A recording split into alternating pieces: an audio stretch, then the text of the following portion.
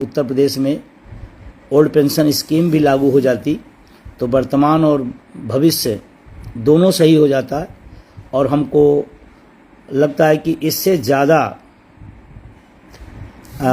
हम सब उसका और स्वागत करते। इसका भी स्वागत है, लेकिन और स्वागत करते, अभिनंदन करते, बड़ी रैली करके पुरानी पेंशन बहाली पर बड़ी रैली करके अभिवादन करते, स्वागत करते। ये मौका है माननीय मुख्यमंत्री जी के पास में और मैं पुनः आप सबके माध्यम से कैशलेस इलाज के लिए बहुत साधुवाद, धन्यवाद। और पुरानी पेंशन बहाली जो अटेवा की एक बहुप्रतीक्षित बहुत पुरानी डिमांड है, माननीय मुख्यमंत्री जी आपको आज मौका मिला है, आज आपके हाथ में ताकत है। आप कुछ ऐसा कर दें कि आने वाली पीढ़ियां भी याद रखें। और मैं खुले मन से कह रहा हूं, पुरानी पेंशन जिस दिन माननीय मुख्यमंत्री जी बहाल करेंगे, पहला संगठन होगा जब माननीय मुख्यमंत्री जी का अभिनंदन करेगा। तो कुछ लोग छूटे हैं, मैंने पहले भी कहा, एक साथी ने लिखा, मैंने कहा जो लोग छूटे हों उन्हें भी कैशलेस इलाज के अंदर लाया जाए, क्योंकि आज जिस तरह की परिस्थितियाँ उत्पन्न हो रही हैं, जिस तरह की चीज़ें खान पान है और रहन सहन है, उसमें बीमारी एक मतलब गिफ्ट में मिलती जा रही है। तो उस हाल में छोटी पूंजी के लोग, छोटे वेतनभोगी लोग अपने परिवार का इलाज नहीं करा पाते हैं, तो निश्चित रूप से ये बड़ा संबल मिलेगा, इससे ताकत मिलेगी और जो लोग छूटे हैं उन्हें भी शामिल किया जाए, ऐसा मेरा माननीय मुख्यमंत्री जी से, उत्तर प्रदेश सरकार से निवेदन है। और पुरानी पेंशन बहाल कर दें तो सोने में सुहागा ही है। केरल से एक साथी लिखे हुए हैं, केरल और हाँ बिल्कुल NMOPS पूरे देश की लड़ाई लड़ता है। जैसे 4 राज्यों के अंदर पेंशन बहाल हुई तो एज क्योंकि मैं उत्तर प्रदेश से हूँ तो उत्तर प्रदेश सरकार से निवेदन कर रहा हूँ, बाकी मैं तो चाहता हूँ पूरे देश में हो। उसी का संघर्ष NMOPS कर रहा है, लगातार चल रहा है। अभी 11 जून से और 29 जून तक लगभग 19-20 दिन लगातार जन जागरण यात्रा चलाई गई अटेवा के द्वारा और लगभग यात्रा मौसम विपरीत था, परिस्थितियां विपरीत थीं। उस दौर में भी अटेवा ने जो घोषणा किया, अटेवा ने जो तय किया, अटेवा ने जो संकल्प लिया, उसको पूरा किया। तमाम समस्याओं के बीच 45 के टेम्परेचर में लोग घर से नहीं निकलते थे। ये तो 2-4 दिन से मौसम थोड़ा पानी गिर जाने से ठीक हो गया। 2-4 दिन के पहले जो स्थितियां मानसून का था, मौसम का था, आप समझ सकते हैं। उस दौर में लोग घर से नहीं निकल रहे थे, तब अटेवा सड़कों पर पसीना बहा रहा था आप सबके लिए। हर व्यक्ति चाहता है कि हमारे हक की लड़ाई हो, हक हमारा मिले, लेकिन हमें भी कहीं न कहीं ये बात सोचना पड़ेगा कि जब दौर में लोग लड़ नहीं रहे हैं, लोग बोल नहीं रहे हैं, उस दौर में कोई संगठन, कोई लोग अगर आपके लिए लड़ रहे हैं तो आपका भी दायित्व तो बनता है कि आप उसमें अपनी 100% भागीदारी दें। ये उनके लिए कह रहा हूँ जिन्होंने इस जन जागरण यात्रा में अपनी भागीदारी नहीं दी या किसी कारण बस नहीं पहुँच पाए, जिनको पहुँचना चाहिए था, ये उनके लिए है। लेकिन जिन लोगों ने इन विपरीत परिस्थितियों में भी, विपरीत मौसम में भी, तमाम समस्याओं के बीच, टीटी की परीक्षा, मौसम की समस्या, सरकार का ये कि बोलना नहीं, उस माहौल में जिन साथियों ने जन जागरण यात्रा का साथ दिया, मैं हृदय से उनको हजार लाख बार धन्यवाद देता हूँ। प्रत्यक्ष अप्रत्यक्ष शामिल होकर के मन से, तन से जिन लोगों ने जन जागरण यात्रा को सफल बनाया, उन सबको मेरी तरफ से बहुत बहुत बधाई, बहुत बहुत आभार। ये बात विशेष क्यों है? जब परिस्थितियां विपरीत हों उस समय साथ कोई खड़ा हो तो असली साथ वही है। सामान्य परिस्थिति में तो सब साथ देते हैं, सामान्य परिस्थिति में तो सभी लोग निकलते हैं, चारों तरफ अच्छा माहौल हो तो सब बाहर आ जाते हैं। जब कुछ विपरीत हो, समस्या हो, उस समय साथ चलो तो साथ चलना होता है। जिस दौर में हाथ पकड़ना था उस दौर में हाथ पैर टांग खिंचाई हो, ये किसी के लिए बेहतर नहीं होता। लेकिन मैं उन पर ज़्यादा फोकस होने बजाय मैं उन पर फोकस हूँ कि जिन्होंने इस जन जागरण यात्रा को अपना खून पसीना लगा के सींचा और सफल किया। चाहे वो हमारे साथ लगातार चलने वाले रजत जी हों, वेद जी हों, कमलश्री जी हों, आलोक जी हों, ओम प्रकाश जी हों, आशीष जी हों, या बीच बीच में जो साथी हमारे साथ लगातार चल रहे थे, उन सबको, चाहे सैनी जी हों, सत्येंद्र राय जी हों, प्रदीप जी हों, कौशाम्बी की टीम हो, फतेहपुर की टीम हो, ये तमाम जिलों के जो और साथी भी बीच बीच में अपना योगदान दिए हैं, मैं उन सबको लाख लाख शुक्रिया। हमारे महामंत्री नीरज त्रिपाठी जी, तमाम विपरीत परिस्थितियों में, बीमारी के हालत में भी उन्होंने इस जन जागरण यात्रा में बीच बीच अपना योगदान देते रहे। मौर्य जी हों, ये तमाम वो साथी जिनका नाम छूट रहा हो, उन्हें भी मेरी तरफ से हजार हजार दुआएं, हजार हजार आभार। ये बात क्यों विशेष है? क्योंकि कहा जाता है कि घर में बैठ के राय देना आसान होता है, सड़क पर साथ देना कठिन होता है। इसलिए जो लोग सड़कों पर साथ दिए वो हमारे लिए विशेष हैं और रहने भी चाहिए। जिन लोग चाहकर भी नहीं आ पाए, इच्छा थी नहीं आ पाए, उनका भी आभार। लेकिन जो लोग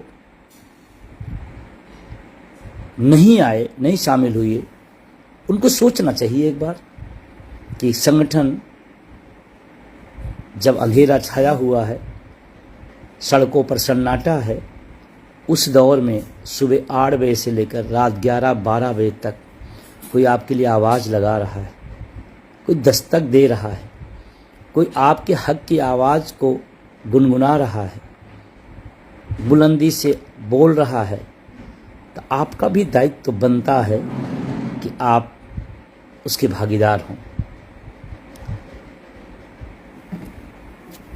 सिर्फ मुंह से नहीं, जमीन पर। और निश्चित रूप से मैं कह सकता हूं कि जन जागरण यात्रा, जो बार बार हमारी टीम के तमाम साथी कहा करते थे कि सर यह आंदोलन को अब जन आंदोलन बनाना पड़ेगा तब ये सफल होगा, उसी दिशा में एक सफल प्रयोग जन जागरण यात्रा है। पहली बार ऐसा हुआ कि शिक्षकों कर्मचारियों की इस लड़ाई में नौजवान, अधिवक्ता, पत्रकार, बुद्धिजीवी वर्ग, तमाम ग्राम प्रधान, तमाम सारा वो वर्ग जो कभी नहीं इस यात्रा में रहा, इस आंदोलन में रहा, इस जन जागरण यात्रा में शामिल हुआ। ये बहुत बड़ी सफलता है। हर आदमी आकर राय दे देता था कि जन आंदोलन बनाया जाए। जन आंदोलन बनाने का तरीका क्या है? यही तरीका था जिस तरीका को अटेवा ने अप्लाई किया। और एक बात हमको बड़ी खुशी हो रही है कि हम समझाने में सफल रहे, जो ये तय कर दिया गया है कि ये लड़ाई शिक्षक कर्मचारी की है, ये बिल्कुल गलत है। और आप भी अपने दिमाग निकालिए और लोगों को बताइए। और इसमें इस जन जागरण यात्रा में सफल रहा। जैसे पुरानी पेंशन की बात है तो निश्चित रूप से शिक्षकों कर्मचारियों का मैटर है, लेकिन जो लोग अभी तैयारी कर रहे हैं और सर्विस में आना चाहते हैं उनका मैटर नहीं है क्या? जिनके बच्चे पढ़ाई करके सरकारी जॉब में जाना, उनका लड़ाई नहीं है क्या? इसका मतलब उस पीढ़ी की भी लड़ाई है जो अभी पढ़ाई कर रहा और जॉब चाहता है। तो पेंशन, पुरानी पेंशन सिर्फ न केवल शिक्षक कर्मचारी बल्कि इस देश के हर उस नागरिक की ख्वाहिश है, हर नागरिक का सपना है जो लोअर मिडिल क्लास का है, जो शिक्षा के दम पर पढ़ करके पढ़ा और कामयाबी चाहता है, सरकारी जॉब में आना चाहता है। उन सब की लड़ाई है। निजीकरण सरकारी संस्थाओं का निजीकरण हो जाए तो नौजवान नौकरी कहाँ पाएगा? नौजवान की लड़ाई है, और अगर नौजवान की लड़ाई तो उसका पिता किसान है, किसान की लड़ाई है। इस लड़ाई को जन आंदोलन की बात बार बार कही जा रही थी, लेकिन अटेवा ने उसको अक्षर सा 11 जून से लेकर के 29 जून तक जो तपती दोपहरिया में खून पसीना अपना लगाया है, उसका असर ये रहा कि आज जन जन तक ये बात पहुंची और समझ में आई कि नहीं, ये लड़ाई सिर्फ विजय बंधु की नहीं है, ये लड़ाई सिर्फ अटेवा की नहीं है, उनके साथियों की नहीं है, शिक्षकों कर्मचारियों की नहीं है, बल्कि ये लड़ाई सबकी है। ये बात समझाने में जन जागरण यात्रा सफल रही।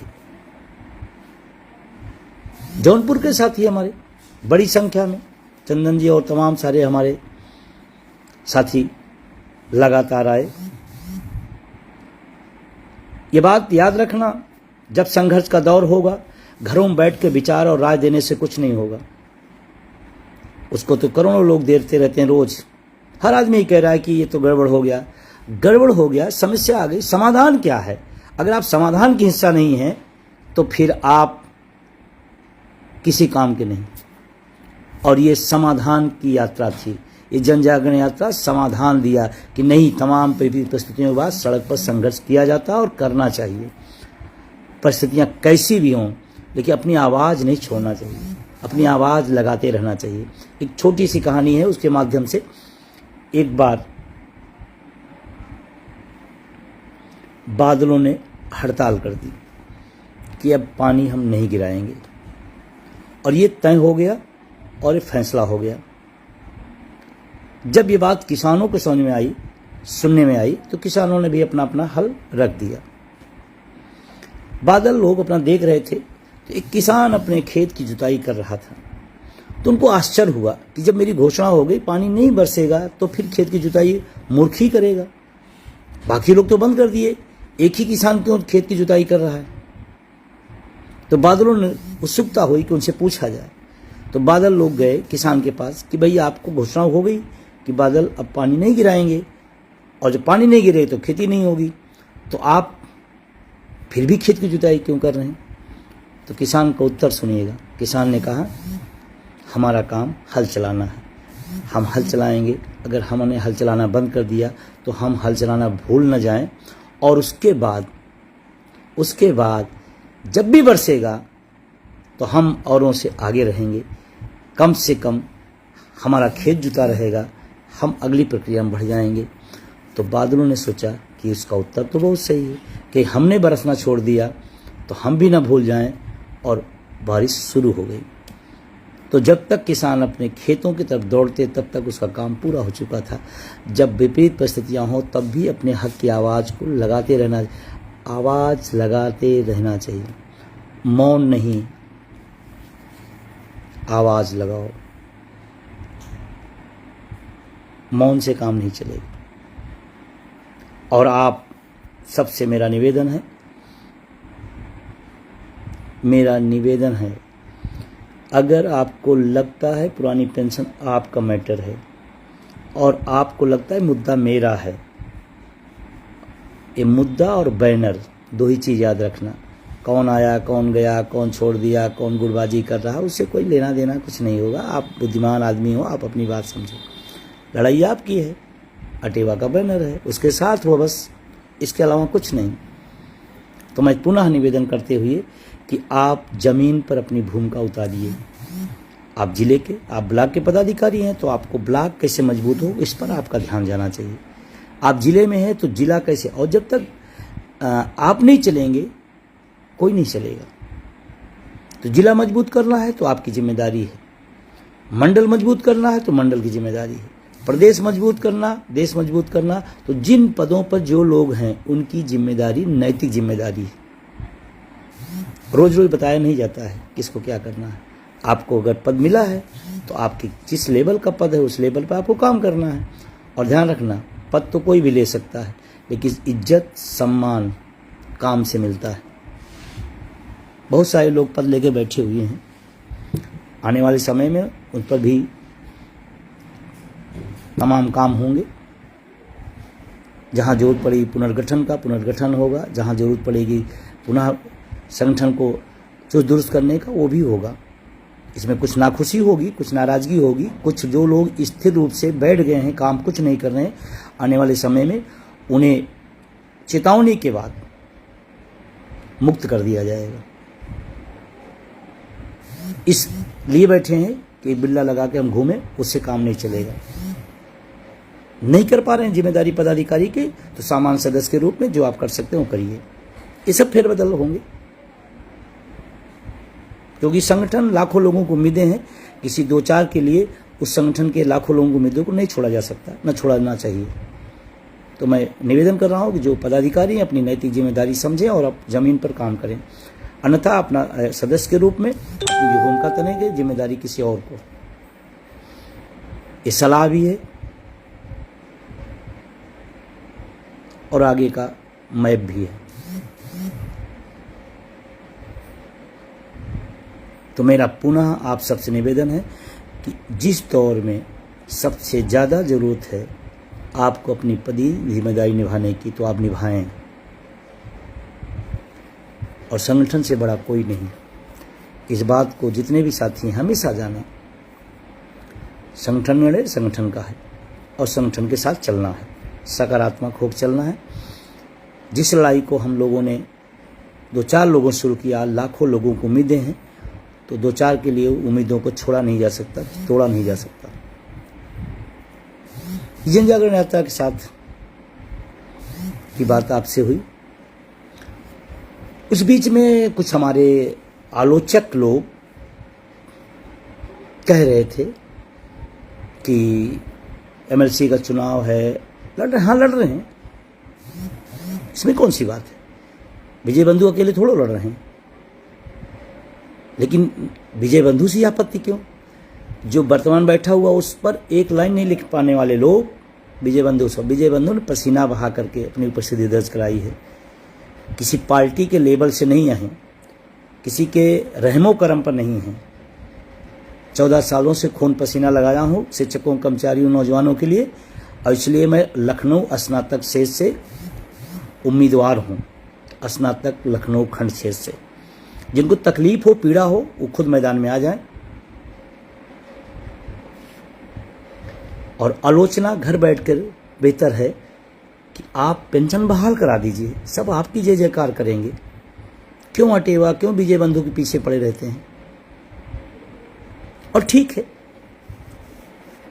कि महत्वपूर्ण समय को दे रहे हैं, रोज लिखना।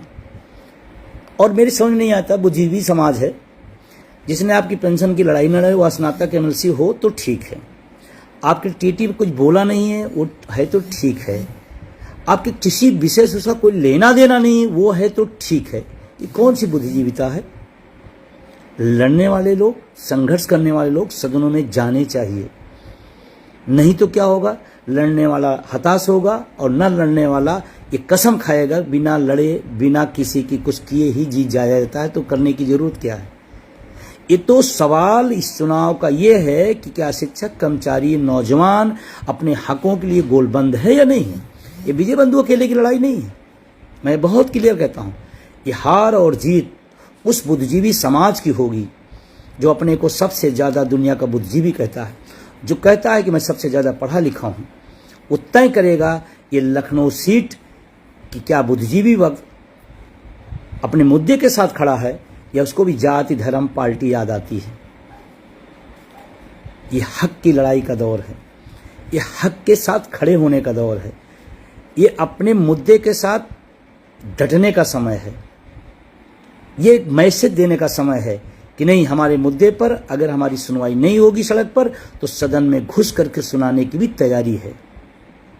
और जो लोग इस क्रम में साथ दे रहे हैं, याद रखना इतिहास अपने आप को दोहराता है, और जो लोग इस दौर में निष्क्रियता के हाल में हैं वो सब याद रखा जाएगा। इसलिए नहीं याद रखा जाएगा कि आपने क्या किया, इसलिए याद रखा जाएगा कि आप नारे तो ओपीएस बहाली की होती है लेकिन पार्टी और जात से ऊपर उठ नहीं पाते हैं। इसलिए याद रखा जाएगा कि क्या वास्तव में आप दिल से अपने मुद्दे के साथ हैं और अगर दिल से मुद्दे के साथ हैं तो विजय बंधु की मदद करिए। अगर दिल से अपने मुद्दे के साथ हैं तो आप जो कर सकते हैं उसको करना पड़ेगा, तन मन धन से सहयोग करना पड़ेगा, क्योंकि ये जीत पुरानी पेंशन की जीत होगी, ये जीत निजीकरण की जीत होगी, हार होगी, ये जीत टीटी के खिलाफ होगी, ये जीत नौजवानों के सड़कों पर संघर्ष करने वालों की एक पहचान देगी। एक उदाहरण दिया जाएगा कि लड़ने वालों के साथ लोग खड़े होते हैं। इसलिए खुले मन से मैं कह रहा हूं, एक अवसर, एक मौका अटेवा ने दिया है। आपको लगता है कि आपकी लड़ाई को मजबूत किया जाए, आपकी लड़ाई को आगे बढ़ाया जाए, तो आपकी जिम्मेदारी जितनी मेरी है उतनी जिम्मेदारी आपकी भी है, वो जिम्मेदारी आपकी भी है। तो बहुत समय नहीं बचा है, समय कम है, अभी भी वोटर बन रहे हैं। जो लोग अपना या अपने आसपास से अपने परिचितों को वोट नहीं बनवाए हैं, वो वोट फार्म लेकर के ऑफलाइन भर के उसको बनवा लें, क्योंकि बाद में पछताने से, बाद में समीक्षा करने से कोई फायदा नहीं होगा। लेकिन ध्यान रखना, आपका साथी सदन में चला जाएगा तो जीतते ही मान आपका मुद्दा जीत जाएगा। और पूरे उत्तर प्रदेश नहीं, लखनऊ क्षेत्र नहीं, पूरे देश में चर्चा का विषय बनेगा कि ओपीएस कोई विषय है और जिसके लिए शिद्दत से जुनून के हद तक लोग चाहते हैं, इसलिए उलटफेर हुआ। और जिनको विजय बंधु के स्नातक अमल से तकलीफ है, तो मैं एक ही सवाल करता हूं, पूरे उत्तर प्रदेश में 11 सीटों पर चुनाव हो रहा है, मैं अकेले नहीं लड़ रहा हूं, तमाम सारे लोग लड़ रहे हैं। कभी किसी पर कमेंट किया, किसी पर प्रतिक्रिया दिया, मतलब 100 लोग विधान परिषद में होते हैं, एक भी काम के नहीं आपके हैं। वो जीत जाए कोई बात नहीं, लड़ने वाला जीत जाए, संघर्ष करने वाला जीत जाए तो तकलीफ है। अरे आप विरोध कर रहे हो, लेकिन जब पेंशन बाहर होगी तो आपको मिलेगा। तो जो लोग विरोध में है, असहमत में है, वो थोड़ा अपने दिमाग को रिवर्स गियर पे ले जाएं कि लड़ाई लड़ने वाला सदन में जाएगा या पार्टी वाला चला जाएगा या जाति वाला चला जाएगा, आपका क्या फायदा होगा। इसीलिए पुनः सभी निवेदन करते हुए कि लखनऊ के 7 जिले, लखनऊ, रायबरेली, प्रतापगढ़, बाराबंकी, सीतापुर, लखीमपुर, हरदोई, इस 7 जिलों में पूरे प्रदेश के जिनके भी परिचित लोग हैं, देश के जितने लोग परिचित हैं इन क्षेत्रों में, उनको फ़ोन करें, मैसेज करें और बोलें वोटर बनो। ये वोट की चोट एनपीएस को बहुत बड़ी चोट पहुंचाएगी। एक शुरुआत होगी और मैं इसमें विश्वास नहीं करता हूं कि ऐसे ऐसे हो गया तो गड़बड़ हो गया। हर समय एक नई राह, एक नए रास्ते पर, उद्देश्य ओपीएस बहाली है, उसके लिए रास्ते ये हो सकते हैं, वो हो सकते हैं, वो हो सकते हैं, कोई विषय नहीं, कोई विषय नहीं। आप सिविल सर्विस की परीक्षा देना चाहते हैं, आपका उद्देश्य सफल होना, आप इलाहाबाद में कोचिंग कर रहे हैं कि दिल्ली में कर रहे हैं कि लखनऊ में कर रहे हैं, वो मैटर बिल्कुल नहीं है। मैटर है कि आप सफल यूपीएससी में सफल हुए या नहीं हुए। मैटर है कि अपने लक्ष्य की प्राप्ति के लिए कौन सा रास्ता है जिस पर चला जा सकता है, उस पर चलना है। और आलोचनाओं का बहुत असर नहीं पड़ता है, हाँ धोखेबाजी का असर रहता है, आलोचनाओं को कोई असर नहीं। जो विरोध में है उन्हें कोई तकलीफ नहीं है, वो विरोध में है, लिखते हैं, लिखते रहें, थोड़ा समय लगाते हैं, हमारे ऊपर अच्छा रहता है। लेकिन विरोध तो ठीक है, गद्दारी नहीं। और संगठन का निर्णय अगर संगठन में है तो सबको मानना होगा। और मैं आपसे कह रहा हूं फिर से, इसकी धमक बहुत दूर तक जाएगी, इसका असर बहुत दूर तक जाएगा। और मैंने तमाम सभाओं में भी कहा, मैं लाइव भी कह रहा हूं, ये 27 के विधानसभा चुनाव के पहले परिणाम आएगा। ये परिणाम अगर आपने अपने पक्ष में कर लिया, अपने मुद्दे के पक्ष में कर लिया, तो 27 के पहले भी ओल्ड पेंशन स्कीम का रास्ता बहुत तेजी से शुरू होगा। और उम्मीद करता हूं कि बहाल भी हो सकता है, क्योंकि इसका असर बहुत पड़ेगा इस परिणाम का। 50 आंदोलनों के बराबर एक परिणाम असर डालेगा। और हमारे बहुत सारे साथियों ने बहुत शिद्दत से बहुत मन से सहयोग किया। हम जितनी उनसे अपेक्षा नहीं, उससे ज़्यादा उन्होंने किया। बहुत सारे साथी ऐसे भी तो बहुत शिद्दत से काम को किया है। मैं अगर इस यात्रा के बीच में बताऊं, मैं हरदोई गया, यहाँ से बिलग्राम में अनुज जी हैं, क्या जुनून था उनमें, क्या संगठन के प्रति और अपने दायित्वों के प्रति उनका क्या समर्पण था, देखने लायक था। मैं आगे बढ़ा। हरदोई की जिला संयोजिका ने जो प्रबंध किया रुकने के हमारे साथियों के लिए, जगह भी दिया और दिल से लगे रहे।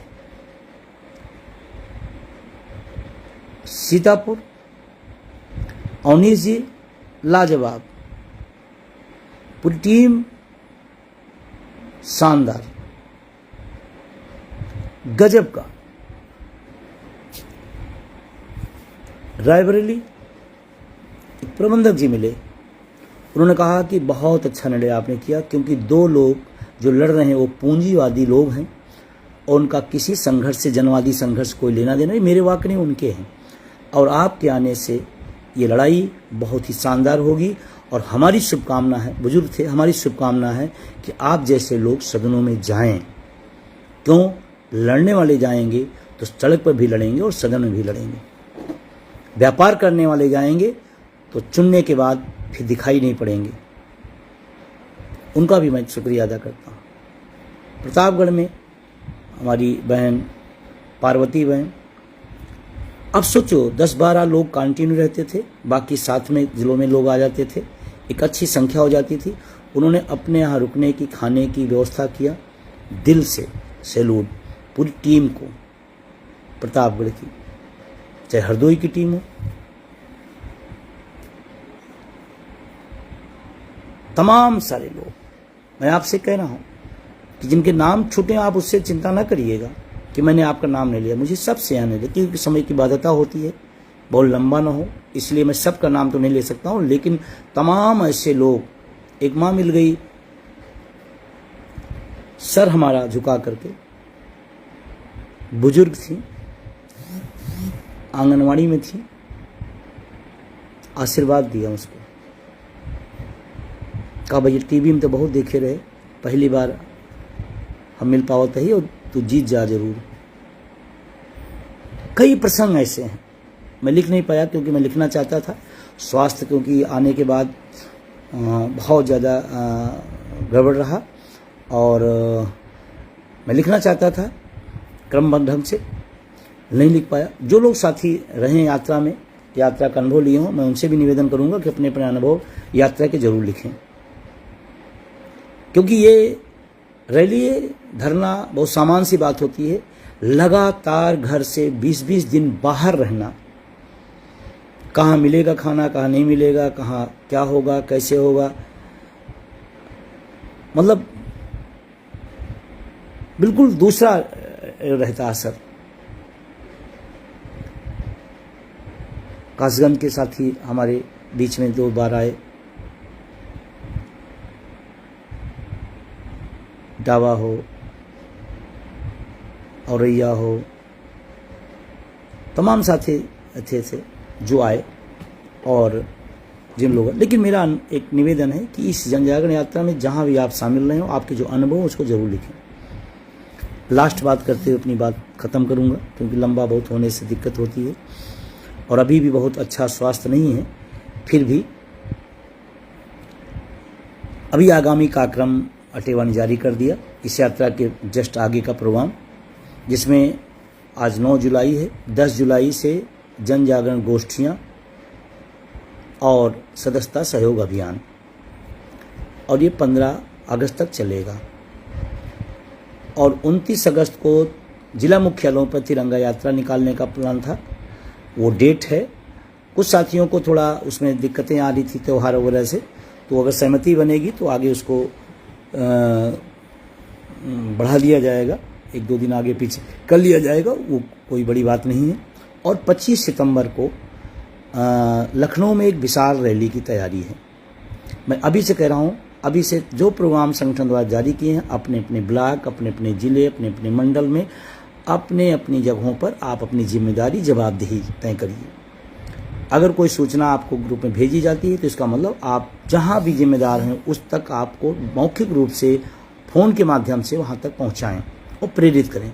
जो आगामी कार्यक्रम तय हैं उन सबको शिद्दत के साथ अपने अपने जगह पर वो आप प्लानिंग के तहत आगे बढ़ाएं।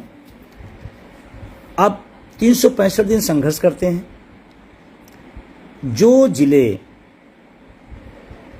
सदस्यता सहयोग नहीं ले पाते वो आंदोलन में नहीं कर पाते, मेरा कट अनुभव है। क्योंकि आंदोलन आप किसके लिए कर रहे हैं? लोगों के लिए कर रहे हैं, तो लोगों का सहयोग लेना पड़ेगा। आप एक दिन 2 दिन अपने से करेंगे, कितना करेंगे? जो जिले सदस्यता सहयोग में पिछड़ जाते हैं वो आंदोलन में भी पिछड़ जाते हैं। कारण क्या है? आपको पम्पलेट छपाना है, आपको बैनर छपाना है, आपको आंदोलन के अगले कार्यक्रम में शामिल होना है, कैसे करेंगे? तो लोगों के लिए लड़ा जा रहा, तो लोगों का थोड़ा थोड़ा सहयोग से ही आप लड़ाई आगे बढ़ा सकते हैं। मेरी बात नोट कर लीजिएगा। जो जिला सदस्यता सहयोग में अपनी भूमिका, अपनी जिम्मेदारी अपनी नहीं कर पाता है वो आंदोलन में भी बाहर हो जाता है। अब आपको इस बात को समझना पड़ेगा। यहाँ किसी की फंडिंग तो नहीं होती, किसी व्यापारी के द्वारा, किसी बड़े बिजनेसमैन द्वारा लड़ाई आपकी लड़ी जा रही है, तो सहयोग अडानी अंबानी से क्यों? आपसे ही होगा। तो पूरी शिद्दत के साथ जिला, ब्लॉक सब लगें। कल से सदस्यता सहयोग और जन जागरण गोष्ठी का दौर शुरू हो रहा है, उसमें अपनी अपनी भूमिका, अपनी अपनी जिम्मेदारी। आप अगर इस चरण को अच्छा मजबूत कर पाएंगे तभी आप अगले चरण के आंदोलन को सफल कर पाएंगे। अगर आप इसको नहीं कर पाते हैं तो आप चाह कर भी आंदोलन को सफल नहीं कर पाएंगे। नोट करके रख लीजिएगा।